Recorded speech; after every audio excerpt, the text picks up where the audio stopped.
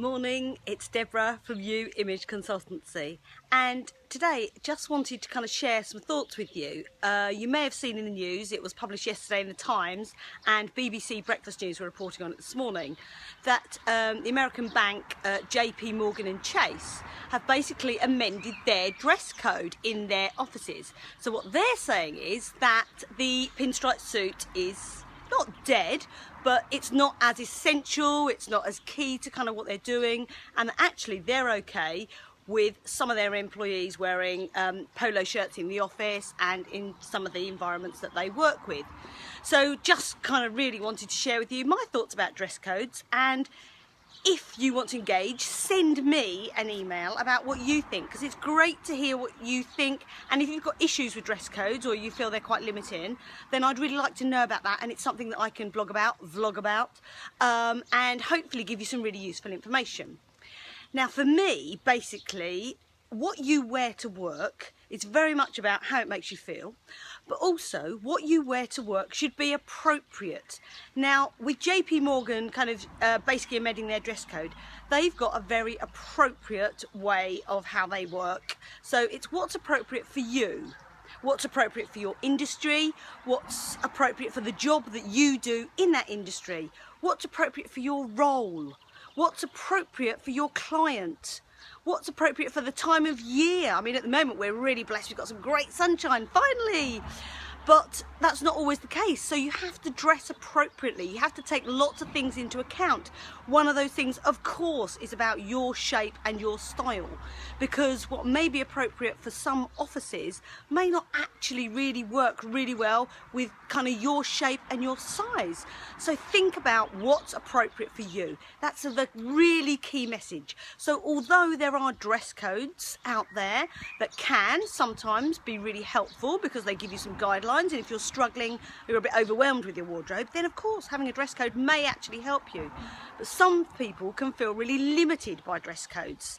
They don't like being told what to wear and when to wear it. That's Flora now making an appearance in the video. She really doesn't care too much at all about dress codes, as long as she gets to play and have fun in the sunshine, which clearly she is.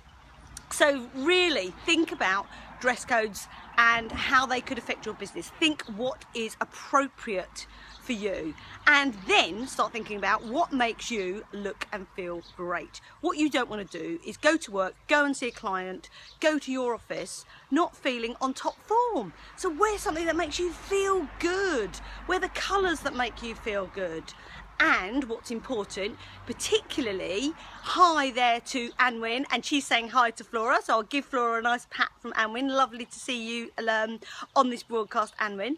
And basically what we really want to think about is that with JP Morgan kind of making this announcement is, are their staff still making sure that all their skills, their talents and their expertise are reflected in the way that they look, in the way that they dress? Sometimes people are perceived, if they are wearing that really sharp pinstripe suit, which is one of the things that JP Morgan have actually kind of said may not be necessary, is sometimes people perceive that if someone's wearing that they are a real expert in their field, that they're a professional. Of course it can come across as sometimes stuffy or formal, but if that's what your aim is, if that's who you're targeting and you need to create that formality, then of course a pinstripe suit is appropriate. So make sure that your skills, your talents, your experience, your expertise, all of that shines through in your wardrobe, shines through the minute that you show up, so that you can reflect all that expertise that we've all got, we've all trained hard to have.